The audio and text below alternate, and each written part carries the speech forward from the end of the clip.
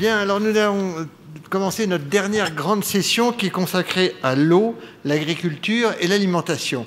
Et j'avoue que je suis très content de présider cette table ronde parce que j'ai vraiment deux questions très simples à poser. Première question, qui est d'ailleurs surtout pour M. Cansu, compte tenu du sujet qu'il veut traiter, c'est quoi la question mondiale de l'eau?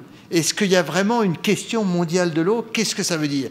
Enfin, vous voyez, quand on voit ça de l'extérieur, on a le sentiment qu'il y a des problèmes régionaux, que le Moyen-Orient est un problème particulier de l'eau, que la zone du Sahel est un problème particulier de l'eau, on le comprend. Mais quand on lit dans la presse que l'eau va manquer, on est un peu perplexe, parce que comment l'eau peut-elle manquer? Puisque c'est un élément qui est constamment recyclé par les cycles naturels. Donc, qu'est-ce que c'est que le problème de l'eau? Est-ce qu'il y a vraiment un problème mondial de l'eau, ou est-ce qu'il y a des questions régionales de l'eau? Ça, c'est une question pour M. Cansu. Ma deuxième question, elle sera à la fois pour Mme Fresco et M. Bréchot. C'est quoi la question agricole mondiale? Est-ce qu'il y a une question agricole mondiale? En fait, derrière la question agricole mondiale, il peut y avoir deux problèmes bien différents. Premier problème, est-ce que véritablement aujourd'hui, nous sommes incapables de produire à l'échelle planétaire la nourriture dont tous les hommes ont besoin? Est-ce que véritablement il y a un déséquilibre mondial de l'offre et de la demande?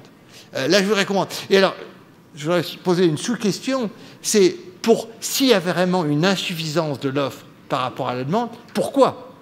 Pourquoi, notamment, l'agriculture est-elle encore une activité à part? Pourquoi les lois du marché ne s'appliquent-elles pas à l'agriculture comme à toutes les activités? Au nom de quoi l'agriculture serait-elle à part aujourd'hui? Alors c'est vrai, vous me direz, ça sert à nourrir les hommes.